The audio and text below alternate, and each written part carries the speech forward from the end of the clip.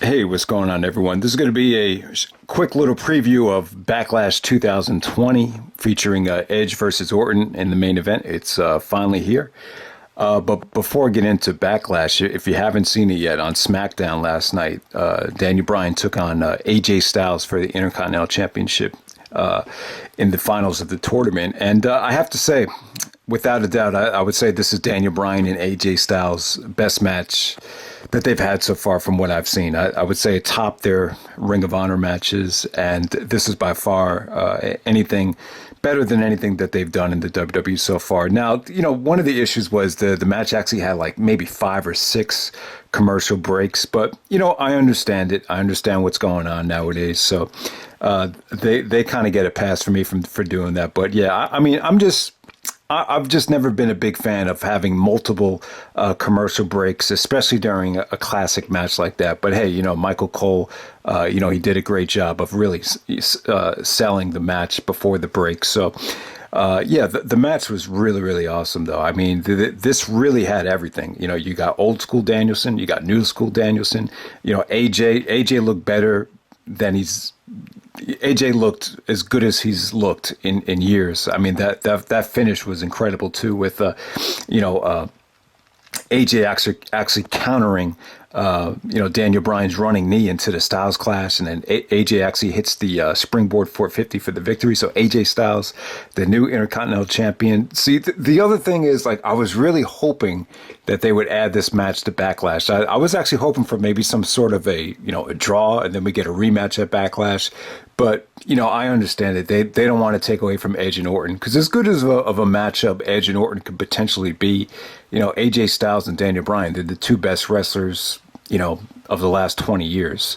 So, that's they could potentially overshadow, Edge and Orton. So I understand why they wanted to keep them away from Backlash. But hey, man, maybe down the road we'll get some rematches. But yeah, that, AJ and Daniel Bryan finally delivered a match that, they were capable of, delivering in the WWE. So yeah, the match was really, if you haven't seen it yet, definitely check it out. It was awesome stuff. I'd probably say the WWE match of the year so far. I mean, I really can't think of anything that really came close. But I have to go back and really evaluate it. But yeah, probably the WWE main roster match of the year so far. But yeah.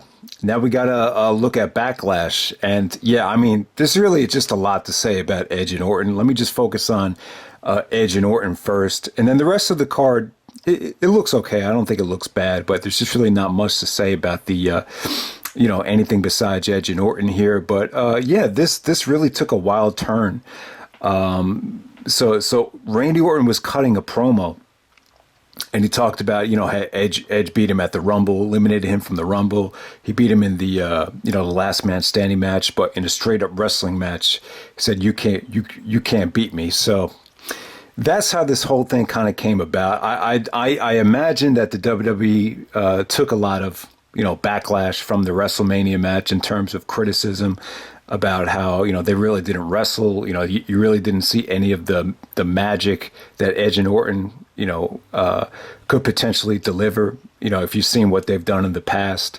So I think they, I'll give WWE credit. They listened to the criticism, and they went above and beyond to promote this Edge versus Orton singles match. And, for as great as Edge and Orton are, I mean, I don't think anyone would have thought of promoting this as the greatest match ever. It's just, you know what though? I'm just going to say, the WWE, I'm okay with it. And, I'm okay with it because you just kind of sympathize with them in terms of, they're not making any money from, attendance right now. And, desperate times call for desperate measures. And, if they think they could attract, a lot of the diehards by promoting the match in this fashion, then I'm okay with it. If the match does deliver, I'll be the first one to come on here and just say, yeah, man, it was an awesome match. But the problem with it is the expectations are so high right now that, you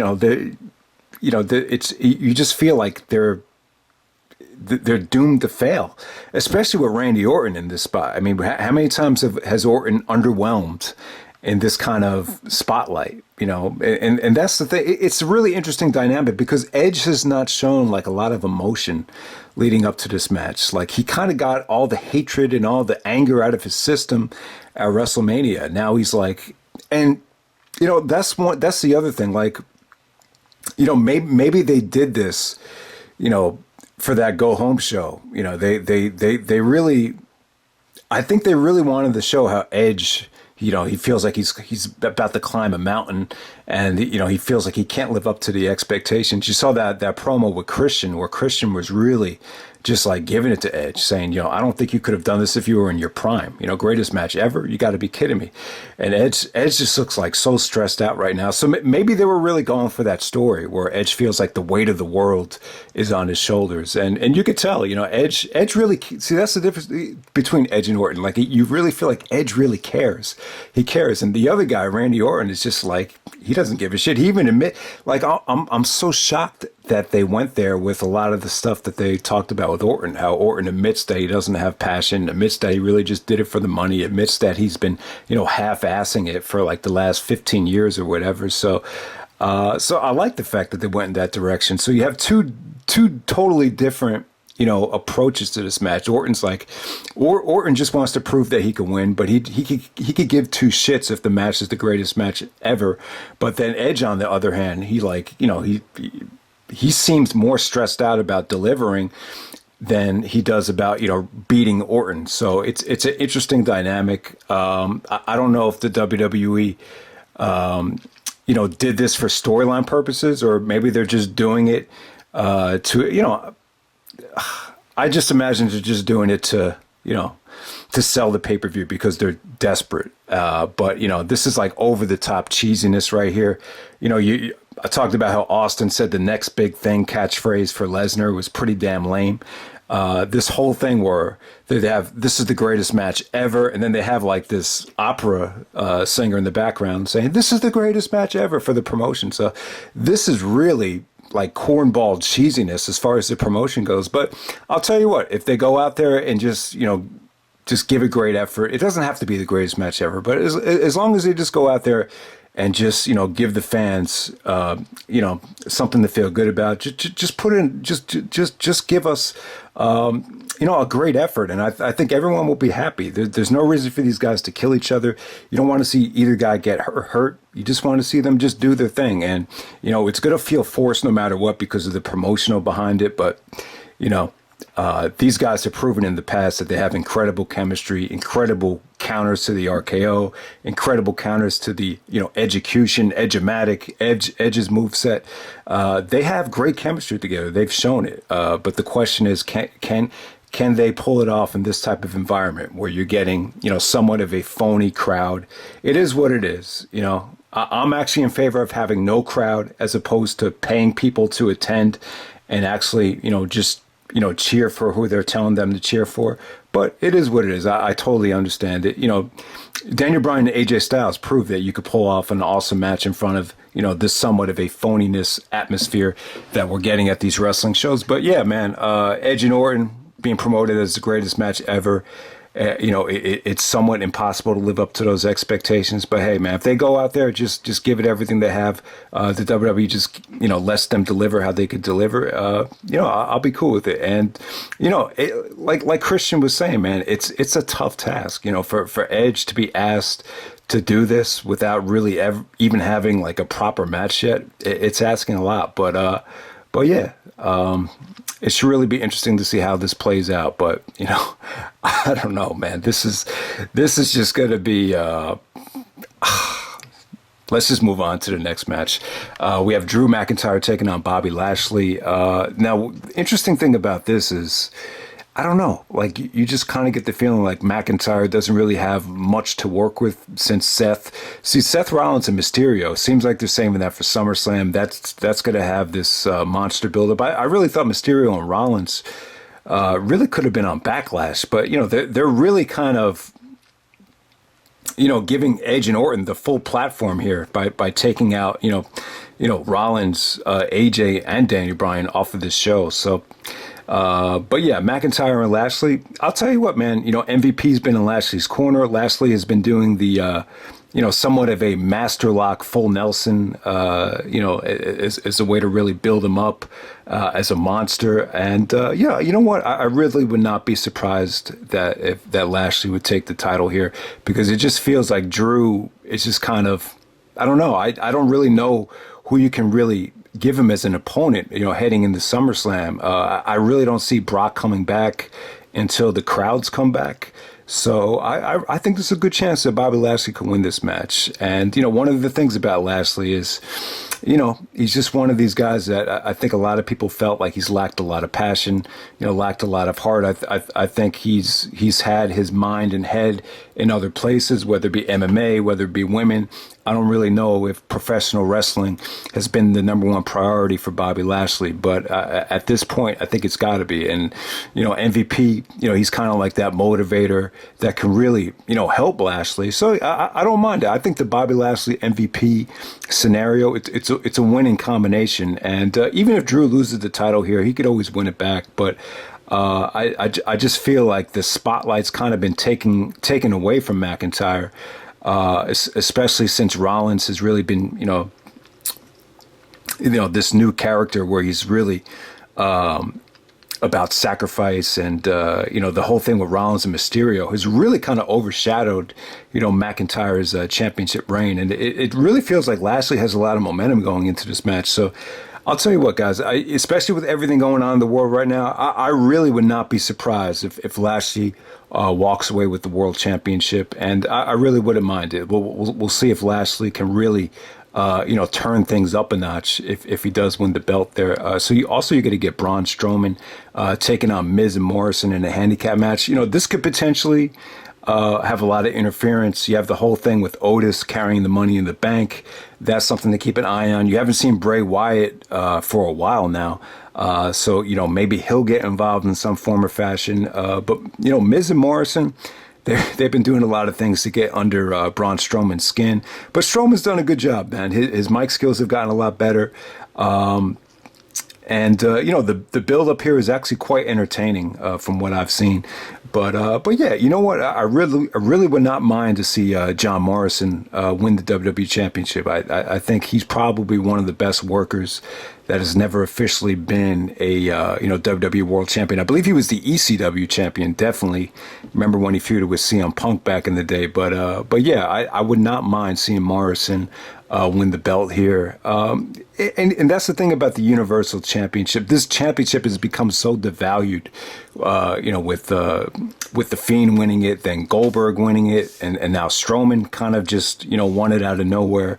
I would not be surprised if this championship ends up being more of a, sports entertainment championship.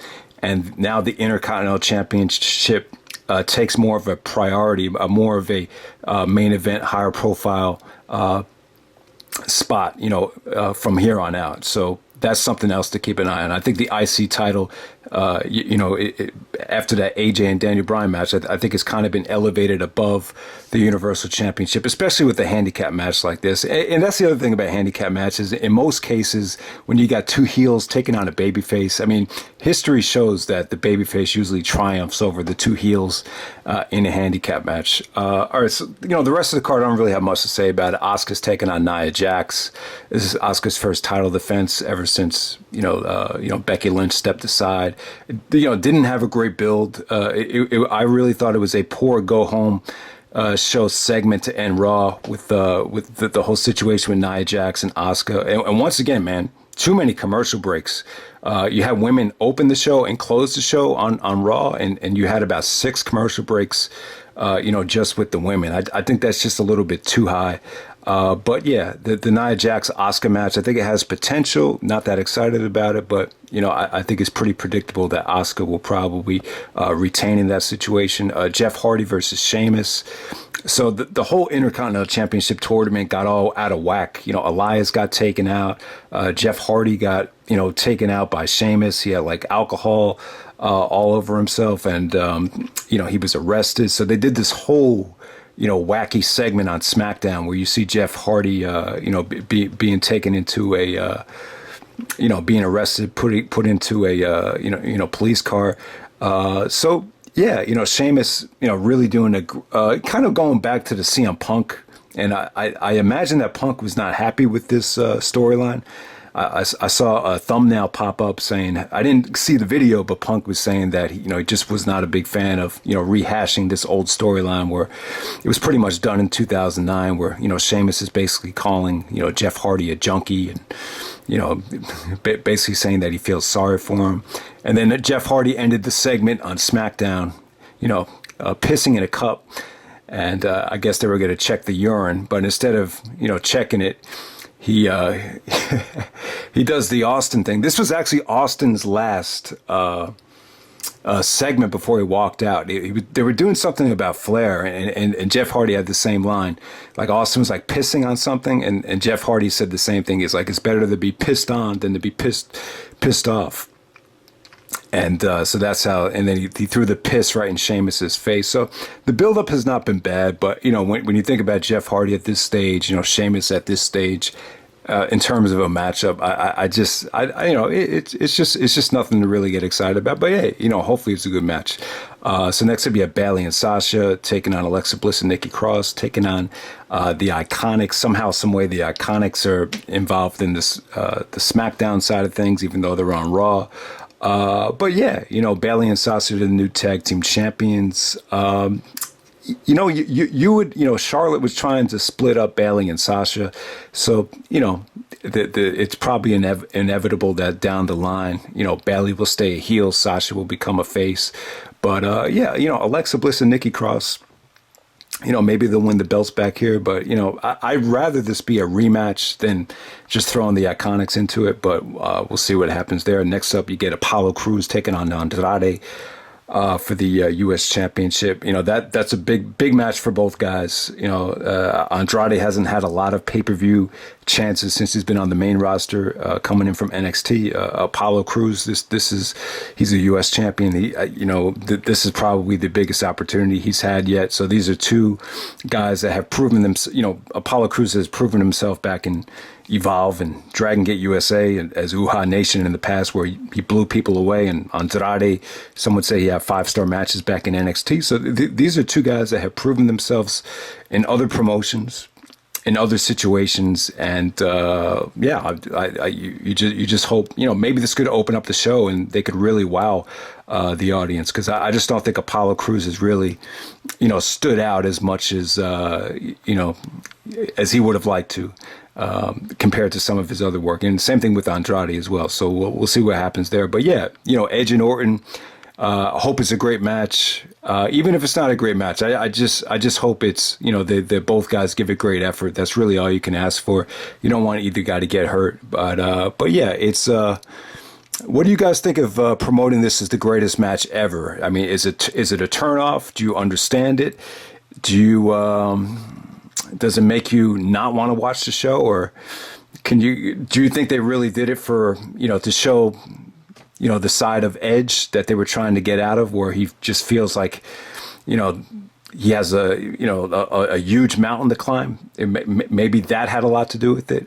I just don't know. I don't know the full motivation of why they're promoting the match like this, but yeah, we'll just have to wait and see how it plays out. But that's Backlash 2020. I hope you guys enjoy the preview, and I'm out. All right.